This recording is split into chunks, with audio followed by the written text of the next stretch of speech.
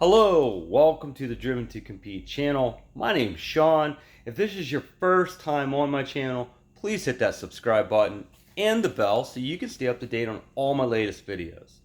Now, today we're going to talk about my Golf R, but this video is going to be about troubleshooting and potentially repairing an issue I'm having with wind noise. But before we get to that part, I want to say to you, if you haven't already done so, you need to go back and watch my purchase video. I bought the car about a month ago, used from a dealership with like 9,400 miles on it. And I put 3,000 or so miles on it in a little over a month's period. And I got to tell you, I'm loving the car. It's not perfect. It does have a couple things that, I want to talk about in a later video. But I highly recommend you hit the purchase video up so you can experience what I went through and the joy of, picking up, to me, a new to me Golf R. But with that said, let's get back to the topic on hand. So I bought the car, I drove it home, and from the driver's side, there was no wind noise. Nothing above and beyond what I would call standard. So I got it home here. My mom stops over a day so later, wants to take it for a drive. I jump in the passenger side, and I notice immediately I've got a little bit of excessive wind noise, almost like the window might be down or cracked just slightly.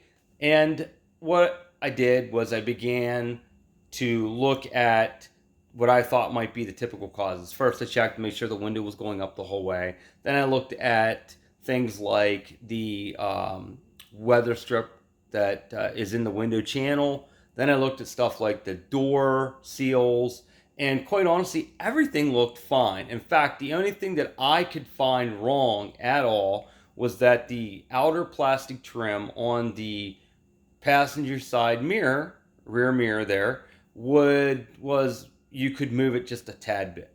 Okay, with that said, I checked the screws that hold the mirror onto the door. They were tight. So what do? It's new to me. I didn't know if it had some warranty left on it or not, so I thought, let's try it. So I took it to the local dealership, and of course, they ran the VIN. They said, you don't have any warranty, but this is what it would cost us to diagnose it. So I paid them $105, and 2 hours later, they determined what the cause was.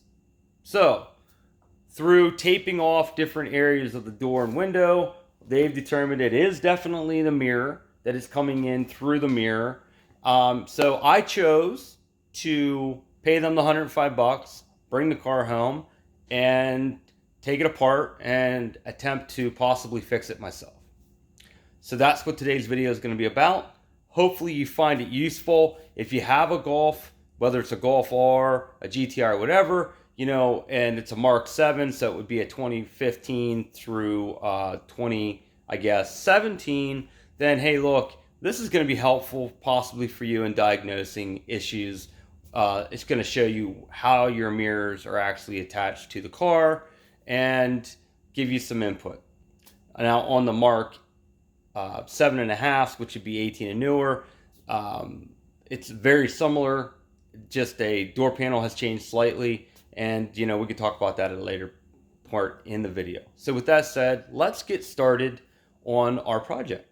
Okay, so what I noticed was that I have a little bit of movement right there. So I want to go ahead and we're going to open up the door here and take a look at how it's actually on the car. As you can see here, now this is part of what I was saying changed. On the Mark 7.5, they put a cover over this for some reason just to kind of clean it up a little bit. So it is slightly different, but right here you go. You can see there's some screws. So what we need to do is go get some tools. Okay, so to get our mirror off, we're going to take these off. These are holding it on, so we're going to use a T27 bit. Right there you go, to remove those. And while we're at it, we're going to go ahead and we're going to remove the door panel because this is a power mirror. And for me to be able to remove this, I need to be able to remove the wire that controls the power options. So to do that, I've gone ahead and I wanted to show you.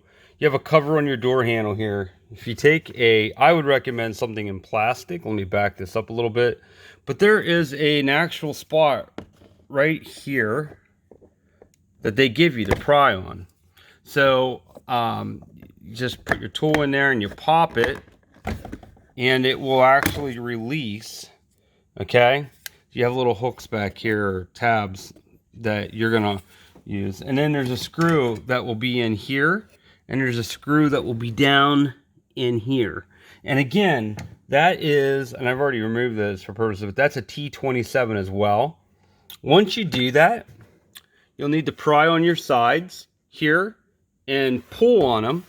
And I would start, and don't be afraid, just keep pulling on them, and I'll show you why here in a sec. You have these tabs right here, okay, that will go through and into the door. So you need to be able to pull them off, and then this lifts off at the top. There's an actual groove in here that will fit into. Okay, so once you've done that, you need to find your wire, and I've already identified that this is the wire. Okay, so I want to unplug that. To do so, I believe you just pull this red piece here out, right like that, and it releases. Should release. Let me see what else going on here. There we go. So this red tab slides, okay, and by pulling it outward, it's really is allowing you to then grab this right here.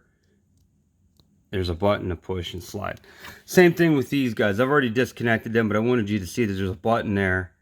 You can get on it with a small screwdriver to depress. And the same thing here with the controls for the windows.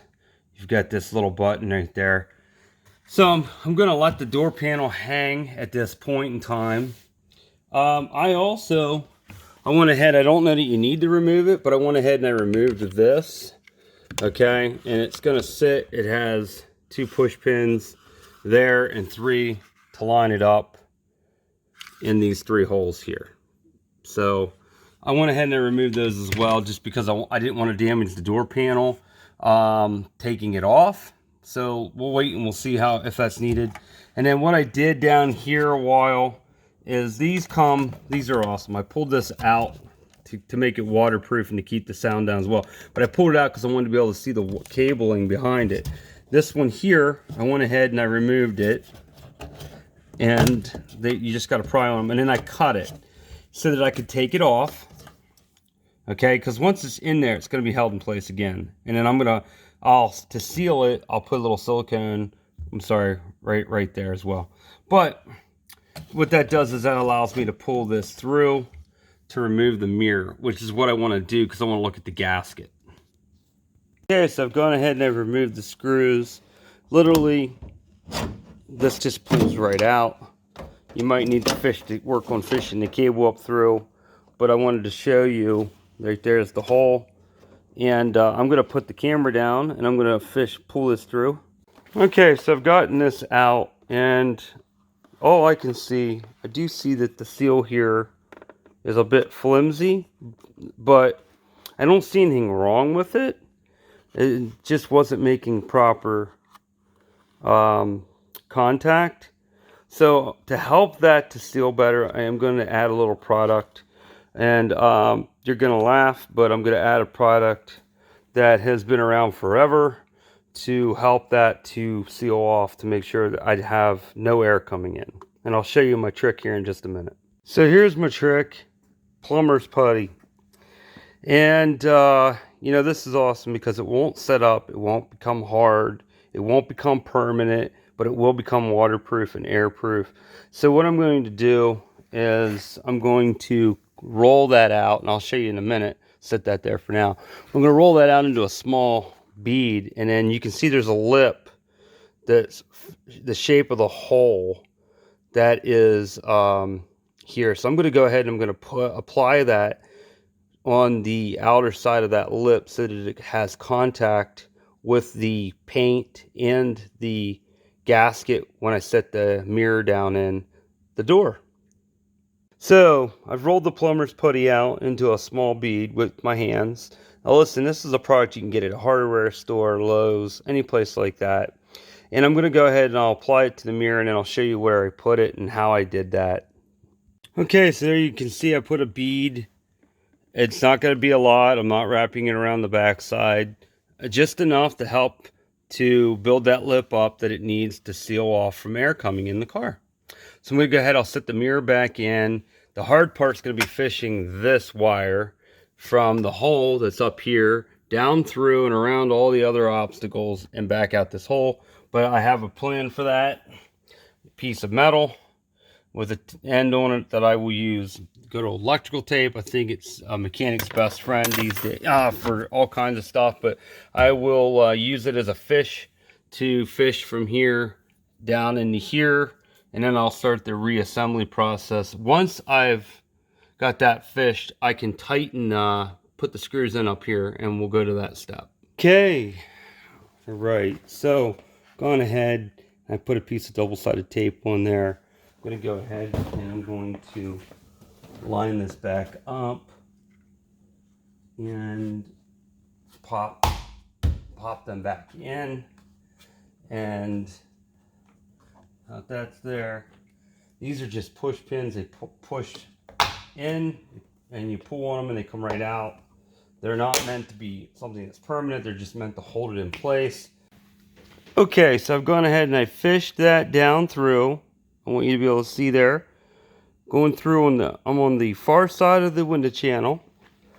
And I was able to go, let me see if I can highlight that for you. I was able to go on the inside of that wire and come out so you can see the fish tape. So I'm going to go ahead to do is I'm going to put some electrical tape on the end to help it to keep from coming unhooked. And I'm going to fish that wire down through for the mirror. So using the mirror here, I'm going to go ahead and I'm going to put the hook on this. And I'm going to go ahead and I'm going to tape off.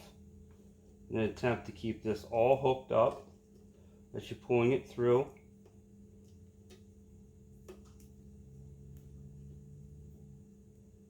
Pull the tape across.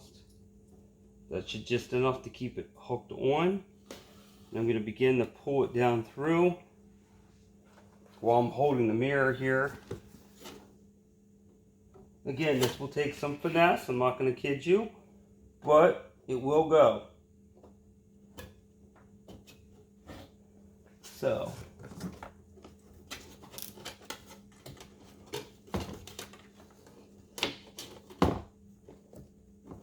okay, got it started. I'm going to go ahead and push the wire down through so I can set the mirror back in its place. There's a lip on here. You want to make sure you hook that lip onto the mirror just so it sets properly. And then I can come around here and we can go ahead and I'm in the insulation on the back of the door with the fish tape, so I need to pull that out. Okay, I'm already to here. I need to make sure I come on the inside of that wire, and I did. So I'm here. Now I just need to fish this through. I'm going to use my fingers to try to help it along.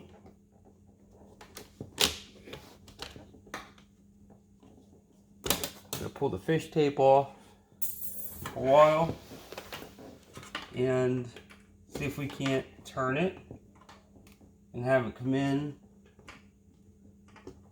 There we go. So we turned it, we pulled it, it's on the inside. We should have everything we need now from a clearance standpoint, but we're going to have to verify it. So we're going to check the operation of the window, and it works. So we got window clearance. Okay, so valuable lesson. It's why you always check your work. I've never taken one of these apart. I did watch a couple YouTube videos. Yeah, YouTuber watching YouTube videos. But nobody really covered it. So what I wanted to do was I wanted to just go into detail on how to take this apart. And I wanted to do it from like a new person's perspective, because you're going to be new doing it just like I am. With that said, we have everything clearing now, so I'm going to go ahead and I'm going to reattach this. And like I said before, all you have to do is cut that, and it will let you pull it off the cable so you can remove the cable. We've done the cable, so we're going to go ahead, and there's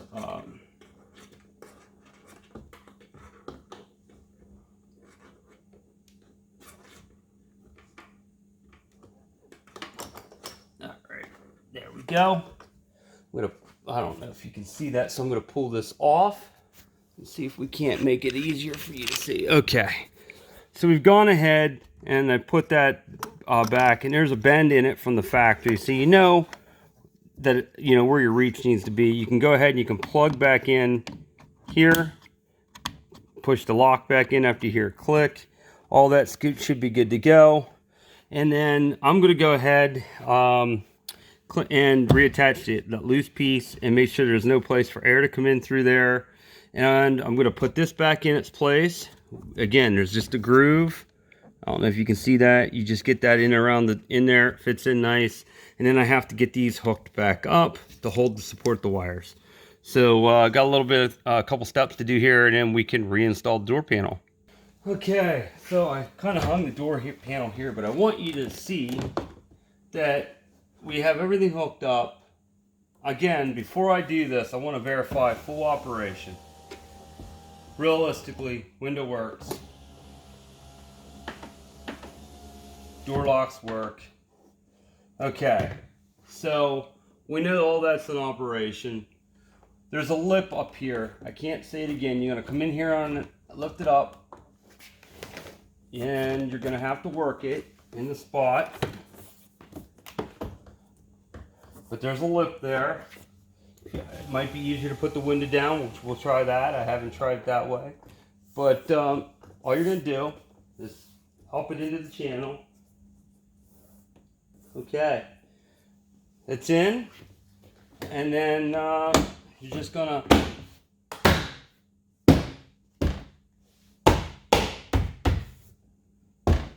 They should be in. Okay. Yep. You're gonna go ahead and we'll go ahead. We'll put the these back in. There we go. Screw those fast. Okay.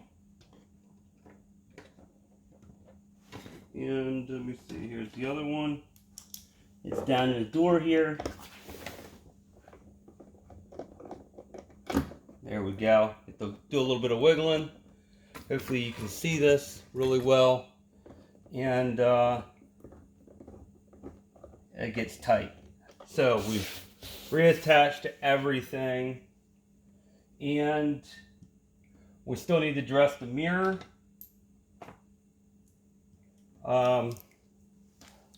Go ahead, I'll start this a while.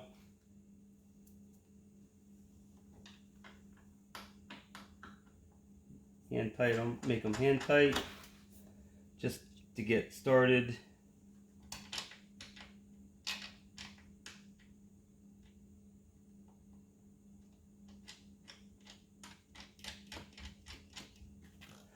Okay, so let's see where we're at here.